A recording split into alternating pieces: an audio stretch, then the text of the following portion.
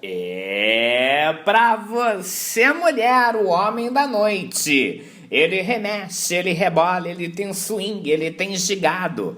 É o Oi gente, eu sou o Guto, professor de literatura, e hoje a gente vai, enfim, finalizar o romantismo. Hoje a gente vai falar um pouquinho sobre os tipos de romance e o principal romancista que a gente teve aqui no Brasil, que foi José de Alencar. Falar sobre os tipos de romance que ele criou, o que ele criou para a literatura desse período, como ele é considerado e sobre a história dele. Bom, José de Alencar nasce no Ceará em 1829, mas muda para o Rio de Janeiro e lá vive o resto de sua vida, retornando ao Ceará apenas uma vez, né, durante todo o resto de sua vida. É por isso, talvez, no seu nascimento no Ceará e por ter passado grande parte da sua infância nesse lugar, que ele trata esse lugar com muito carinho e com uma representação muito importante dentro da sua própria obra, que é o caso, por exemplo, de Iracema. O Ceará ele sempre vai tratar como um lugar de muita fantasia, um lugar muito místico, quase como um ambiente paradisíaco. Isso vai ser muito importante. José de Alencar se formou em Direito, ele estudou Direito, se formou em Direito, como quase todos os outros poetas desse período, e teve um cargo muito importante na política, chegando a ser ministro da Justiça. Ministro da Justiça.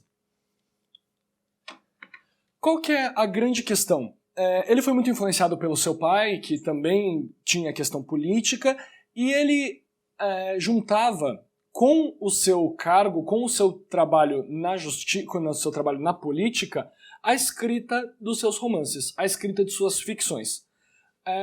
Concomitantemente a esse trabalho, ele escrevia em jornais e para folhetins. Ele escrevia em jornais e folhetins as partes, os romances e como eles seriam publicados. É nesse período que é publicado o famosíssimo Os Cinco Minutos e, posteriormente, também nesse período que é publicado O Guarani, que é conhecida como uma das suas principais obras dentro da construção de sua própria carreira, assim como da própria literatura brasileira como um todo.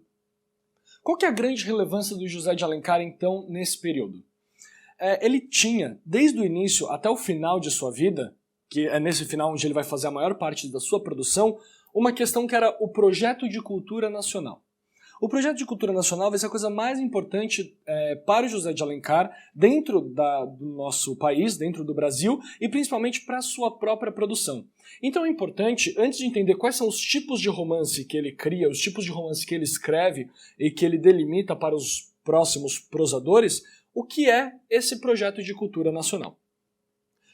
O que é importante saber? Nesse projeto de cultura nacional, a gente já tem algum período de independência, temos alguns anos de independência, mas a gente ainda não tem afirmação dessa nacionalidade, a gente não sabe direito o que é ser brasileiro, como é ser brasileiro, o que significa ser brasileiro. Então ele vai buscar uma afirmação de nacionalidade, ele vai buscar o que é ser nacional, o que é ser brasileiro, o que constitui a imagem do sujeito brasileiro, como esse brasileiro se forma, porque o brasileiro não é só o índio, mas o brasileiro também não é o europeu. Então, como que o brasileiro vai ser formado nessa miscigenação étnica nesse período? E ele tinha a plena consciência da importância da cultura para a afirmação da nacionalidade. Ele lê as coisas que estão acontecendo na Europa, ele lê o que está rolando em Portugal, o que está rolando na França, o que está rolando em diversos lugares, e lendo isso, ele começa a ver que a questão da nacionalidade é uma questão importantíssima dentro dessa construção, dentro dessa afirmação de identidade nacional. Então ele vai buscar essa questão cultural, essa questão da literatura, para formar também o que é a nacionalidade brasileira, o que é o brasileiro. Então, o que acontece? Ele vai começar a formar o ideal da literatura brasileira. Ele vai começar a pintar as cores, como ele dizia, as cores do Brasil em sua literatura, escrever as cores do Brasil na sua literatura, colocar paisagens brasileiras, pessoas brasileiras, a formação da identidade nacional, mas a nível europeu. Então, qual que é a grande questão do José de Alencar? A obra dele não deixa em nada a desejar, dentro da formação do seu projeto cultural, assim como as obras dos outros poetas brasileiros não podem deixar em nada a desejar para qualquer que fosse o autor europeu. Qualquer obra que fosse comparada deveria ter o mesmo nível e a mesma questão técnica, estética e artística que não deixasse a desejar para esse europeu. Para tanto, o José de Alencar ele reuniu os principais elementos que ele observava nas principais obras da Europa. A narrativa rocambolesca, o que isso quer dizer? Os problemas nessa narrativa, como que as confusões e os imprevistos aparecem, como que eles são solucionados, as complicações sentimentais, obviamente, estamos falando de romantismo, as complicações do amor, a impossibilidade que se torna possibilidade, impossibilidade e possibilidade de novo desse amor, dessa questão como eu me sinto, como eu estou no mundo, como eu me coloco no mundo, esse individualismo que já aparecia nas obras europeias e tudo mais, ele quer colocar aqui também, a questão da fantasia, a questão da fuga da realidade. Muitas das obras dele vão ter a presença dessa fantasia como uma questão mítica, porque através do mito se forma uma identidade nacional. Por isso que a Iracema tem tanta força, e a trilogia indianista tem tanta força dentro da produção do José de Alencar. Essa trilogia que a gente vai ver já já, quando a gente falar sobre os tipos de poema. Mas porque tudo isso dá uma base mítica para o que é a fundação da nação, o que é a fundação de ser brasileiro. O amor sempre vitorioso no final, então embora ele passe por essas confusões imprevistas, embora o sujeito sinta dor, seja sempre massacrado ao longo da narrativa, ele passe por vários imprevistos, vários problemas, no final o amor é sempre vitorioso. A gente tem que dar uma ênfase muito grande porque a ideia do amor vitorioso não é que as duas pessoas vão ficar juntas, mas a ideia de que o amor pelo outro e o amor que a pessoa sente vai sempre se sobressair. Por exemplo, a gente pega o Tio. No final da obra Tio, que a gente também vai ver já já, romance regionalista e tudo mais, no final da obra Tio, a Tio, a Berta, ela não fica com quem ela gosta. Ela não fica com... mas ela não fica com quem ela gosta no sentido amoroso, no sentido carnal. Mas ela se mantém no espaço que ela já estava, junto com o Brás, junto com as pessoas que precisavam da ajuda dela. Com o João Fera, com as pessoas que ela amava, não no sentido carnal, não no sentido erótico da relação, mas as pessoas que ela amava no sentido quase maternal. Então o amor também sai vitorioso aqui. Não o amor carnal, o amor ágape, o amor divino. E por fim, obviamente, a gente sempre vai ter uma idealização. A idealização tanto do feminino, a mulher idealizada, a mulher sempre colocada acima de todas as outras coisas, pura, casta, virginal, vitoriosa, maravilhosa e felicidade. E a idealização desse herói. Muitas vezes dentro da obra do José de Alencar, ele vai unir essas duas questões. Então a mulher se torna concomitantemente também o herói da narrativa. Então imagina o caráter, a elevação que é esse sujeito idealizado. Essa mulher que ao mesmo tempo é herói. A gente tem isso na Iracema, a gente tem isso no Tio, e a gente vai ter isso em várias outras obras onde essa mulher se coloca como protagonista. O José de Alencar ele tem essa questão muito forte de colocar essa mulher como protagonista, mostrar o controle, o poder e a força que essa mulher tem. Mesmo que de maneira idealizada, ele já coloca essas questões que a gente vai ter muito relacionado ao feminismo no contemporâneo. Então ele tem uma questão feminista muito forte. Qual que é a grande questão? José de Alencar era escravocrata. Então, nesse período que ele foi ministro da Justiça, nesse período que ele foi político, ele lutava pela escravidão, porque ele dizia que só a escravidão engrandeceria a alma do negro, o que é uma bobagem, obviamente, pelo amor de Deus. Então isso é uma coisa que mancha um pouquinho a carreira do José de Alencar. Essa luta dele pela escravidão, ele não querer o abolicionismo, ele bater de frente muitas vezes com o Castro Alves, que a gente viu na aula passada. Então isso mancha um pouquinho a carreira dele, mas a questão dele já trazer personagens femininas fortes, independentes, que lutam e que são muito maiores do que qualquer homem, já traz uma questão feminista que é de se louvar. Uma coisa, infelizmente, não exclui a outra, então ele tem a questão manchada pelo seu racismo, mas ele tem essa questão do feminismo também muito bem desenvolvida, muito bem aflorada e muito bem colocada para nós enquanto nação brasileira. O José de Alencar foi considerado durante muito tempo o maior escritor brasileiro. Toda essa produção, todo esse projeto da cultura dele transformou ele no maior escritor brasileiro. E isso durou até o surgimento de Machado de Assis, que a gente vai ver no realismo nas próximas aulas. Mas enfim, tendo colocado qual era esse projeto de cultura nacional, quais eram as características desse projeto de cultura nacional, quem foi esse José de Alencar, quem foi o escritor e o homem José de Alencar, mesmo que de maneira básica, a gente vai falar um pouquinho agora sobre o que ele definiu enquanto tipos de romance. quais foram os tipos de romance que ele colocou pra gente e como que esses tipos de romance se organizam. Certo? Então vou dar uma apagadinha aqui e a gente coloca aqui os tipos de romance. Bom, e para finalizar o romantismo, vamos dar uma olhadinha nos tipos de romance que o José de Alencar, o próprio José de Alencar, definiu para que ele conseguisse alcançar aquele projeto de cultura nacional que a gente falou agora há pouco. De início, não poderia ser outro, é o romance indianista. Qual que é a grande questão do romance indianista? Ele é muito parecido e muito influenciado pela primeira geração do romantismo. Ele acontece junto com aquilo. Enquanto alguns poetas estão falando das cores nacionais, da questão da paisagem nacional, da identidade nacional nos poemas, utilizando o índio, o José de Alencar vai direcionar a esse tipo de prosa só ao índio, que é o que a gente conhece de Iracema, que estão caindo nos vestibulares atualmente, o Guarani, o Birajara. Então, é a trilogia indianista, é conhecida como a trilogia indianista. Qual a grande questão do romance indianista? O espaço é, a maioria das vezes, se não sempre, a selva brasileira. Então é sempre no meio do mato, a questão desse índio na sua cultura, na sua identidade, como é que ele se forma enquanto índio. E esse índio é sempre um herói puro e um herói ético. Qual que é a grande questão? José de Alencar, lendo muito os romances nacionalistas europeus, ele pega a figura do cavaleiro medieval, ele pega a figura que os europeus estavam idealizando enquanto herói pleno e modelo a ser seguido, e ele transfere aqui para o Brasil. E ele só transforma esse sujeito no índio. Então o que acontece? As características desse herói, as questões desse herói, são todas transpostas para o índio. É sempre uma visão idealizada desse índio, porque é um índio puro, ético, é um índio como se ele não tivesse nenhum mal nele. E a gente sabe que todas as sociedades têm questões humanitárias que afundam a própria sociedade.